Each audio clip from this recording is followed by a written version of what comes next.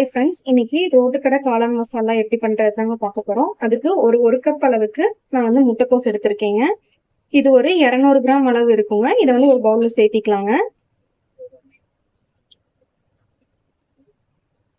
முட்டைக்கோஸ் வந்து நம்ம நல்லா கட் பண்ணிட்டு சின்ன சின்னதா கட் பண்ணி வச்சிருக்கீங்க. இந்த அளவுக்கு இதை வந்து கட் பண்ணிட்டு நல்லா தண்ணியில வந்து வாஷ் பண்ணிட்டு நம்ம வந்து தண்ணி வடிச்சு அதுக்கப்புறம் சேர்த்திக்கலாங்க.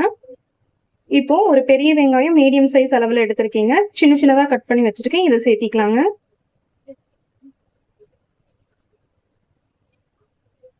இதுல 1 டீஸ்பூன் அளவு காஷ்மீரி மிளகாத்தூள் எடுத்திருக்கீங்க. இதை சேர்த்திக்கலாங்க. ஒரு 2 பிஞ்ச் அளவுக்கு மஞ்சத்தூள் எடுத்திருக்கீங்க. ஒரு 1/2 ஸ்பூன் கரம் மசாலா சேர்த்திருக்கீங்க. ஒரு 3/4 ஸ்பூன் அளவுக்கு உப்பு சேர்த்திக்கிறேங்க. ஒரு ஸ்பூன் அளவுக்கு இஞ்சி பூண்டு பேஸ்ட் சேர்த்திக்கிறேங்க. இப்போ ஒரு 1/2 கப் அளவுக்கு மைதா மாவு எடுத்திருக்கீங்க. அதை இது கூட சேர்த்திக்கலாங்க. ஒரு 1/4 கப் அளவுக்கு கார்ன்ஃபிளவர் மாவு எடுத்திருக்கீங்க. இதையும் சேர்த்திக்கலாங்க. இப்போ இந்த மாவை நம்ம வந்து நல்லா மிக்ஸ் பண்ணிக்கலாங்க. தண்ணி ஊற்றி கொஞ்சம் கொஞ்சமா தண்ணி ஊற்றி நம்ம வந்து மிக்ஸ் பண்ணிக்கலாங்க. இப்போ நம்ம பொரிச்சு எடுக்க போறோங்க பக்கோடா மாதிரி. அதனால அந்த கன்சிஸ்டன்சி வர அளவுக்கு நம்ம வந்து தேவையான அளவு தண்ணி ஊற்றி நம்ம வந்து ரெடி பண்ணி எடுத்து வச்சுக்கலாங்க. இப்ப பாருங்க, இந்த மாதிரி இருக்கணுங்க. நம்ம வந்து எண்ணெயில போடும்போது இந்த மாதிரி கொஞ்சம் கொஞ்சமா போடுறதுக்கு கரெக்டா இருக்கிற மாதிரி இருக்கணுங்க. இதுதாங்க சரியான அளவு. இப்போ ஒரு டவால எண்ணெய் ஊத்தி வச்சிருக்கீங்க. எண்ணெய் காஞ்சதுக்கு அப்புறம் நம்ம வந்து பொரிச்சு எடுத்துக்கலாங்க. அடுப்பு வந்து மீடியம் ஃப்ளேம்லயே வச்சுக்கோங்க. இப்போ கொஞ்சம் கொஞ்சமா போட்டு நம்ம பொரிச்சு எடுத்துக்கலாங்க. அப்புறம் கொஞ்சம் சின்ன சின்னதாவே போட்டுக்கோங்க.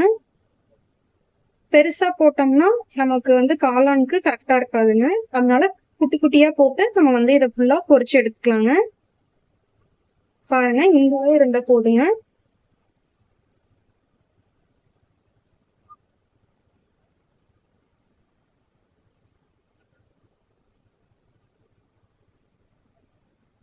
இப்போ 2 பக்கமும் நம்ம வந்து மாத்தி திருப்பி போட்டு 2 பக்கமும் நல்லா வேக வச்சு எடுத்துக்கலாங்க.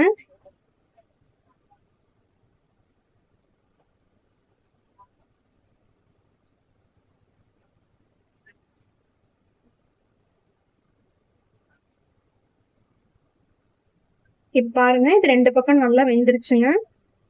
இப்போ இதை நம்ம வந்து வடிகட்டி எடுத்துக்கலாங்க.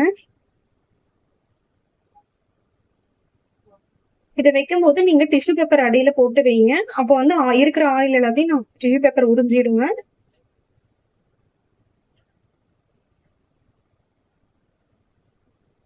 இதை நீங்க இப்படியே சாப்பிட்டாலும் ரொம்ப நல்லா இருக்குங்க டேஸ்ட்.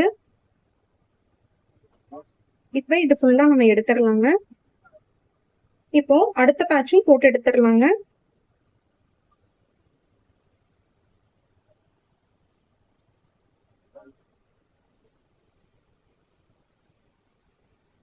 இப்போ 2 பக்கமும் நல்லா வேக வச்சு எடுத்துக்கலாங்க. திருப்பி போட்டு அடுப்பு வந்து மீடியம் ஃப்ளேம்லயே வச்சுக்கோங்க, இல்லைன்னா கருகிடுங்க.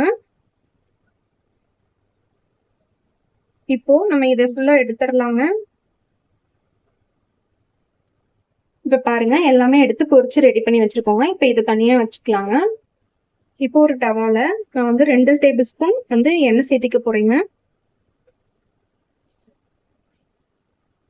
இப்போ எண்ணெய் காஞ்சதும் ஒரு மீடியம் சைஸ் பெரிய வெங்காயம் சின்ன சின்னதா கட் பண்ணி வச்சிருக்கீங்க. இதை சேர்த்திக்கலாங்க.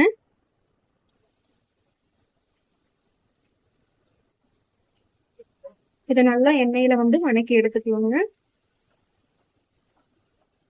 இப்போ ஒரு கொத்து கருவேப்பிலை போட்டுக்கலாங்க.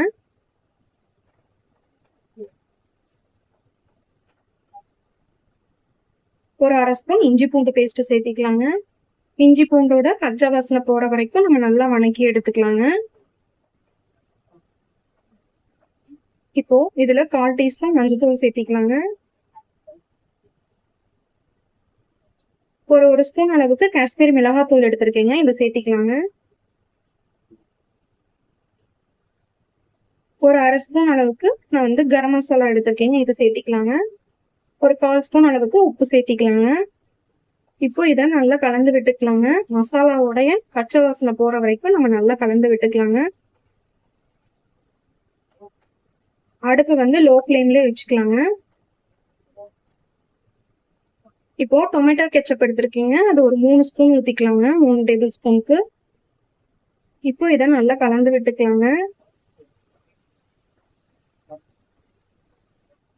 ஒரு 1/2 ஸ்பூன் அளவுக்கு சோயா சாஸ் எடுத்திருக்கீங்க. இப்போ இதை நல்லா மிக்ஸ் பண்ணி விட்டுக்கலாங்க.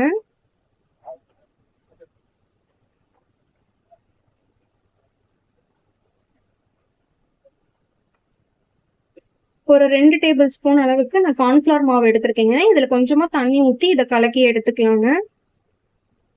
இந்த கார்ன்ஃபிளவர் மாவை தண்ணி ஊத்தி கலக்கி வச்சிருக்கீங்க, அதை இது கூட சேர்த்திக்கலாங்க. கார்ன்ஃபிளவர் மாவு நம்ம வந்து கலக்கும் போது கொஞ்சம் கெட்டித்தன்மை கொடுக்குங்க. இதை நல்லா கலந்து விட்டுக்கலாங்க. ஒரு 1/2 டம்ளர் அளவுக்கு நம்ம தண்ணியும் சேர்த்துக்கலாங்க. இப்போ இது நம்ம கலக்க கெட்டியாயிட்டே இருக்குங்க. இது நல்லா கொதிச்சு வரட்டுங்க. அதுக்கப்புறம் நம்ம செஞ்சு வச்சிருந்த பக்கோடா வந்து இதுல சேர்த்திக்கலாங்க. இப்போ இது நல்லா கொதிச்சிருச்சுங்க. நம்ம செஞ்சு வச்சிருந்த பக்கோடாவை வந்து இதுல சேர்த்திக்கலாங்க. இப்ப கொஞ்சம் கொஞ்சமா நம்ம வந்து இதுல சேர்த்திக்கலாங்க.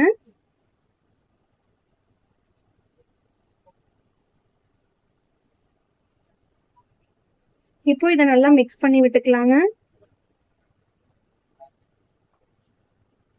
இப்போ இதை நல்லா இந்த கரண்டி மாதிரி வச்சு நம்ம வந்து இதை நல்லா கொஞ்சம் மசிச்சு விட்டுக்கலாங்க. அப்பதான் கடையில வாங்குற காளான் மாதிரி இருக்குங்க.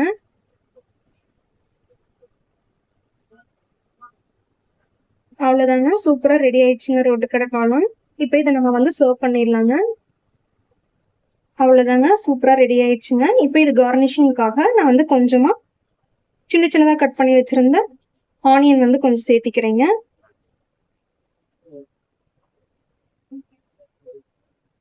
சின்ன சின்னதா கட் பண்ண கொத்தமல்லி இலையும் இது கூட சேர்த்திக்கிறேங்க. அவ்வளவுதாங்க, கண்டிப்பா நீங்களும் ட்ரை பண்ணி பாருங்க, ரொம்ப நல்லா வருங்க. ஓகேங்க, மறக்காம நான் சேனலை சப்ஸ்கிரைப் பண்ணிக்கோங்க. தேங்க்யூ.